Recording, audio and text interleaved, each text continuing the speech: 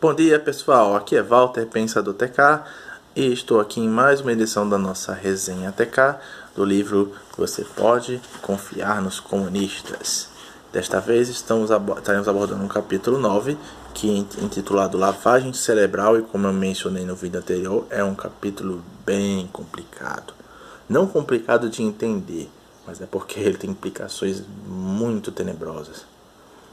Que você sabe, né? O pessoal usa lavagem cerebral o quê?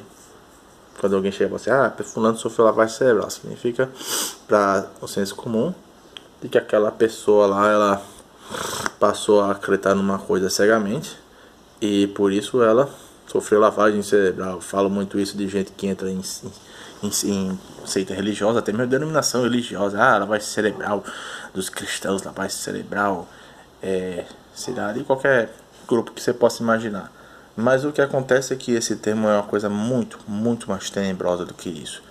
E isso aqui foi usado muito pelos comunistas, porque, como vocês já dizemos em capítulos anteriores, os comunistas eles têm uma disciplina organizada, eles têm um sistema de obediência rigorosa ao partido. E eles, como eu falei no capítulos anteriores também, eles maqueiam a verdade, controlam a imprensa, e eles fazem que você acredite apenas na verdade que é conveniente para eles. Então não é de se admirar que eles usem até técnicas sujas para manipular a sua mente e fazer você acreditar que na verdade você é culpado de coisas que você não é. Então vamos lá. Logo no início do capítulo, o livro fala sobre um exemplo de uma jovem americana. Eu vou estar lendo para você das páginas 135 e 136. Uma jovem americana foi à China como estudante. Não era comunista, mas também não era anticomunista ativa. Após estudar aproximadamente um ano na China comunista, foi presa e submetida a uma série de tratamentos misteriosos, ao final dos quais confessava ter ido à China como espiã imperialista, manifestando profundo arrependimento por sua perfídia. Considera-lhe então liberdade. Passando por Hong Kong, foi assediada por repórteres e um impressionante depoimento veio à tona. Declarou aos jornalistas ter agido na qualidade de espiã corrupta a favor dos imperialistas americanos. Sua atitude revelava um misto de culpa e autodesprezo, juntamente ao ódio por sua pátria, ou seja, os Estados Unidos, e autodesprezo juntamente e um entusiasmo apaixonado pela China comunista. Assumia aspectos líricos a gratidão que externava aos próprios captores. Descreveu quão magnânimos eram a ponto de lhe pouparem a vida, embora ela merecesse morrer. Em suas mãos havia nascido novamente. Era-lhes devedora de dívida de gratidão eterna pela nova vida que recomeçava. Ou seja, praticamente essa moça, coitada, ela adquiriu uma síndrome de Estocolmo. Para quem não sabe, é quando a vítima lá que é de sequestro, ela passa a gostar de uma certa forma dos seus sequestradores. Mas continuando, os repórteres indagaram sobre seu tratamento na prisão. Não esteve acorrentada? Sim, esteve. Mas que gente amorosa, boa e magnífica eram os comunistas. Não era verdade que passara algemada com as mãos atrás das costas? De fato, passara algemada com as mãos atrás das costas. Mas eles, os comunistas, a trataram com toda bondade e admirável dedicação. Que provações trouxeram à tona essa atitude notável em que ela admitia a autoria de atos que não praticara, sentia-se culpada por crimes que não cometera, mostrava gostar com intensidade apaixonada daqueles que a torturaram e a atormentaram. Vemos nessa jornada o produto acabado do fenômeno conhecido por lavagem cerebral. Então reparem como, desde essa época, você tinha pessoas sendo acusadas de coisas que não fizeram, entrando numa guerra que elas não pediram para entrar. Lembra-se nos primeiros capítulos, quando falei sobre que para os comunistas não tem essa história de dois não brigam se um não quer? Eles querem, e até que você queira, eles vão continuar brigando, e mesmo que você continue não querendo, eles vão continuar brigando com você. Então, você, por exemplo, vê nos tempos atuais, por falando, você é um bando de privilegiado, caso eu, que eu tenho o estereótipo perfeito dos que os comunistas odeiam, eu sou branco, eu sou hetero, eu sou cristão, eu sou homem. Todas essas classes são consideradas classes privilegiadas, classes opressoras. Não interessa o quão bondoso eu seja, o quão tolerante, o quão antirracismo e discriminação eu seja. Eu sou um privilegiado, eu tenho essas coisas em mim. Então, eles têm a tendência de jogar culpas em você que você não tem. E isso não é nenhuma novidade, já existia desde essa época. Então, gente, do que decorre isso? Lembre-se que antes que eu descreva a lavagem cerebral que os comunistas faziam, tem aqui nesse capítulo 9 a descrição de como eles faziam. Atente para o seguinte: como eu mencionei antes, os marxistas, eles são essencialmente ateístas materialistas, ou seja, eles acreditam piamente em pura teoria da evolução e acreditam que só a parte material é o que é a verdade. Você sabe que isso é um dogma científico, cientificista, que acredita que só aquilo que é detectável empiricamente pela ciência, aquilo que é material, é real. O resto é invenção.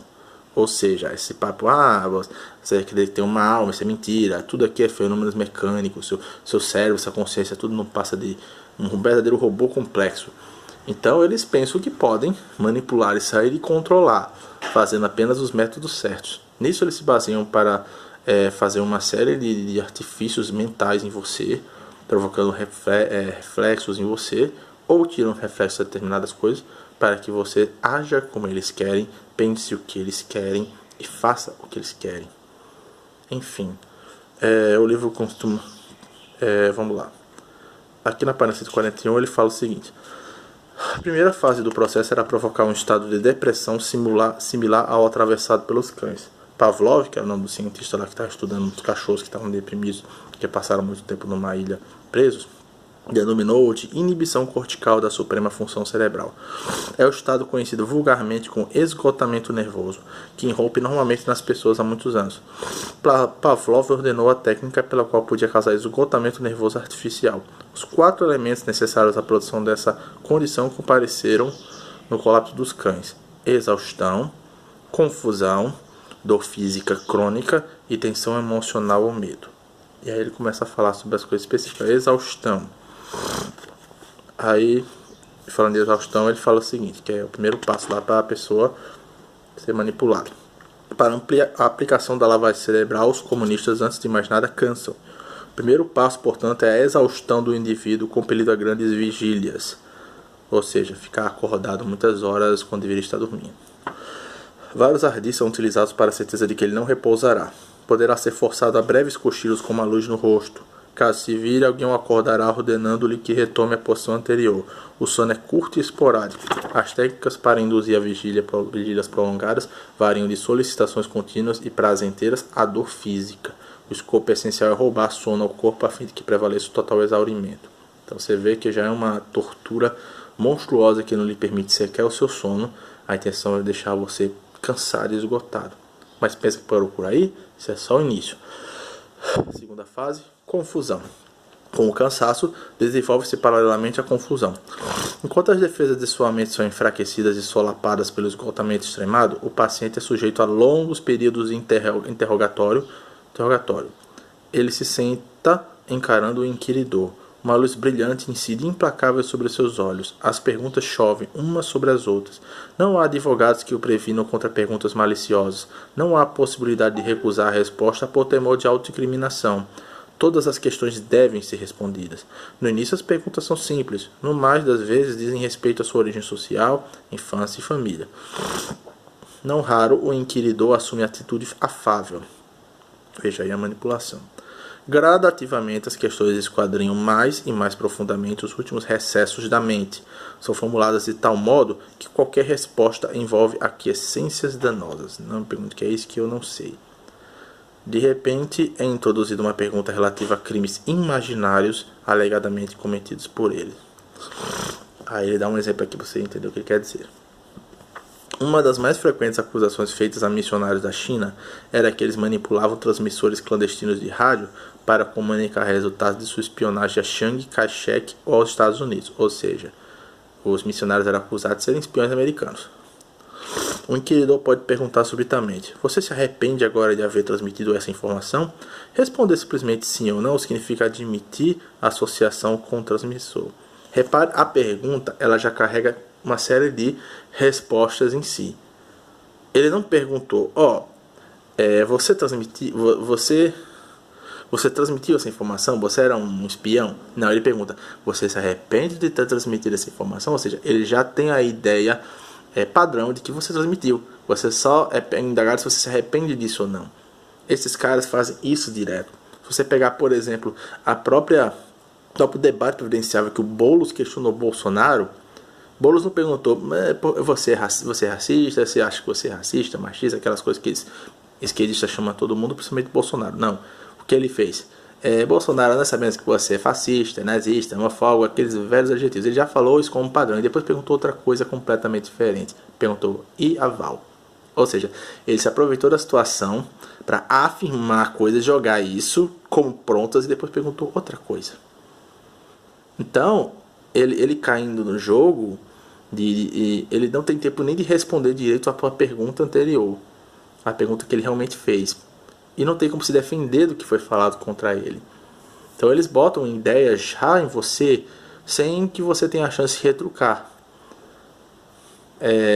Por exemplo, eu perguntava a você, por que você é tão racista? Eu já estou dizendo que você é racista. Eu só estou perguntando, por que você é tão? Uma razão. Mas eu estou já dizendo que você é.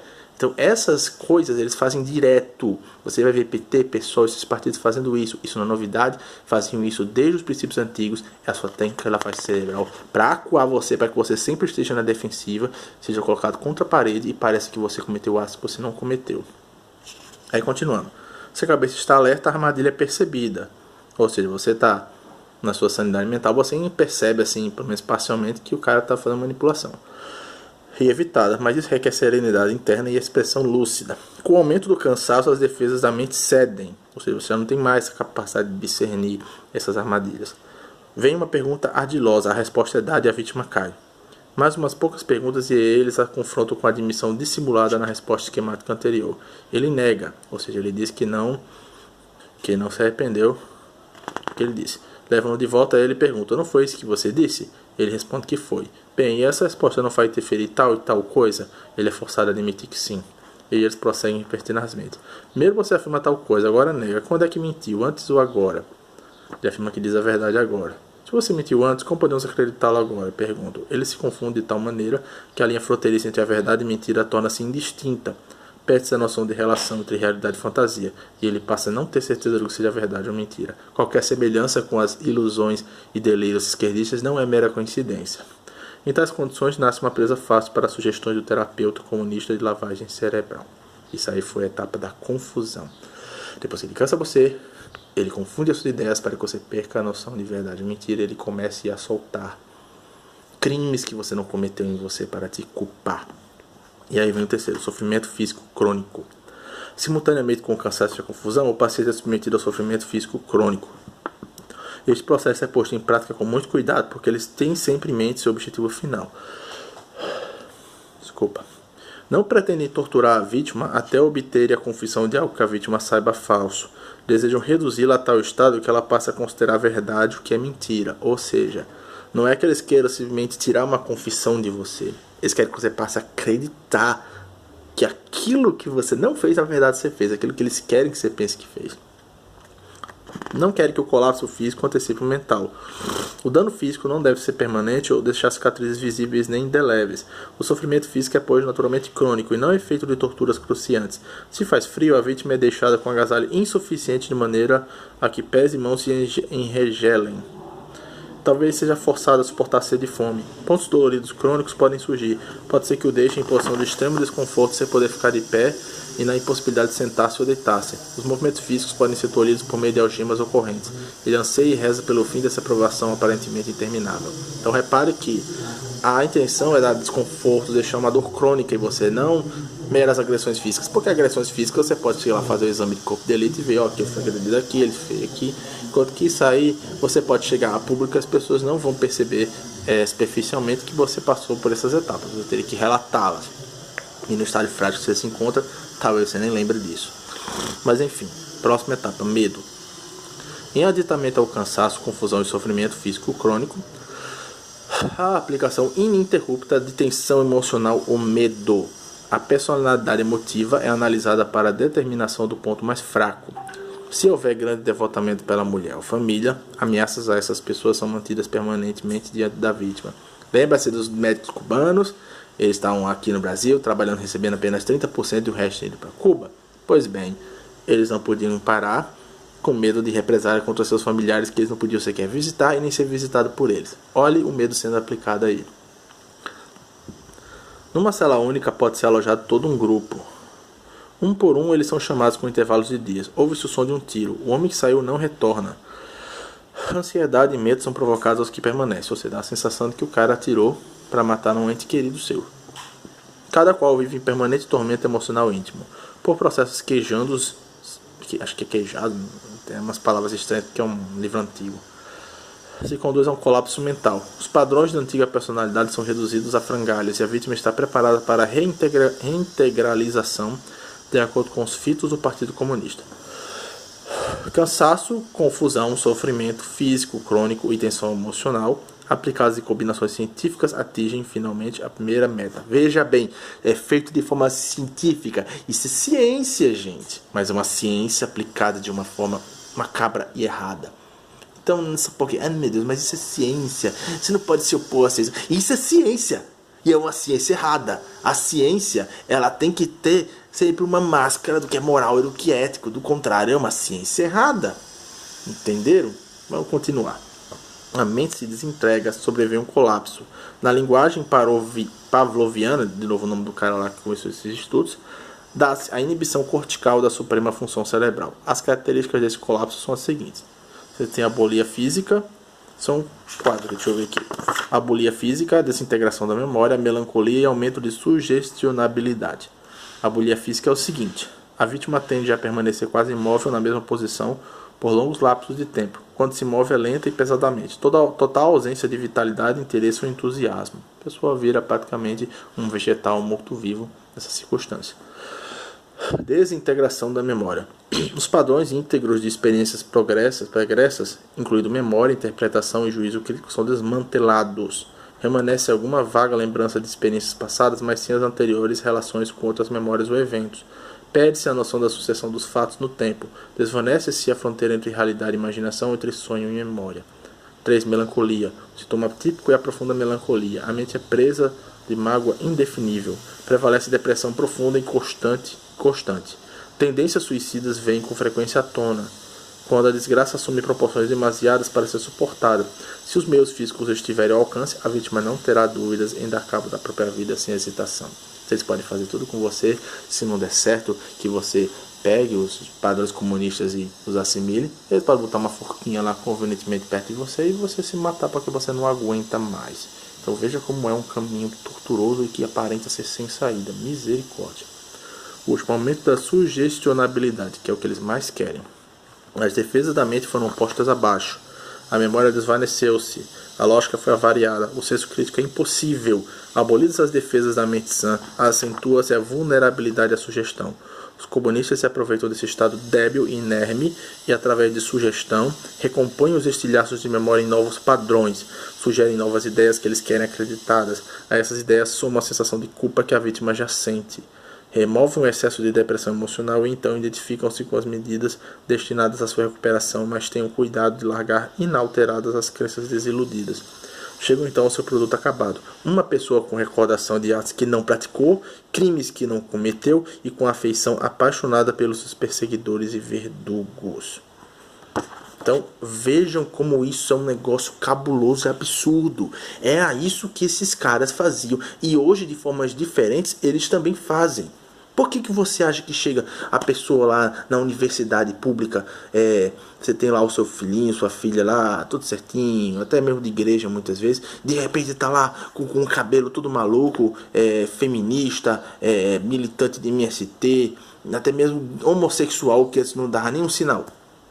Tem toda essa gama de coisas. É claro que aqui no Brasil você não tem esses fenômenos dessa maneira, mas eles se baseiam nisso para fazer o mesmo efeito, criar um militonto, como eu gosto muito de chamar o militante desse povo, um militante que não sabe o que está pensando, ele não tem noção da realidade, ele mistura verdade com mentira e ele adota posições que antes ele abominava, posições inclusive contra a sua religião, contra a sua pai, sua família, outra realidade. E por isso você vê um monte de gente que está na universidade e sai malucão da vida. Não só, obviamente, todos. Tem muitas pessoas que se salvam. Eu mesmo fui para a universidade sair, só que também eu era da parte de exatas, então essa parte não era tão atacada.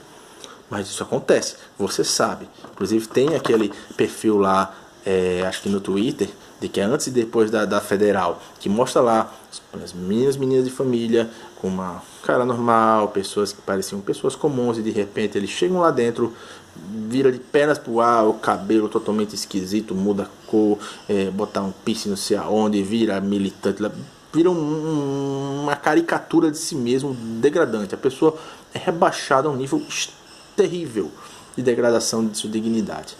Então é isso, gente. Isso tudo resulta disso tudo. E aí ele fala depois aqui que isso é usado para doutrinação, e isso eu já falei, né? Então, encerrado mais um capítulo. O próximo capítulo será o 10 e o último, porque o 11 é só assim mais uma conclusão sobre o que se deve fazer, ou só até o 10, que é a difícil, capciosa e perigosa dialética. Dialética é a base de todo o comunismo, certo? Se você quiser entender o comunismo, você tem que entender os básicos de dialética. E não se preocupe se você não entender. É um assunto realmente complicado e que mexe com a tua cabeça. Então é isso, gente. Deus abençoe. A verdade é uma só. Valeu!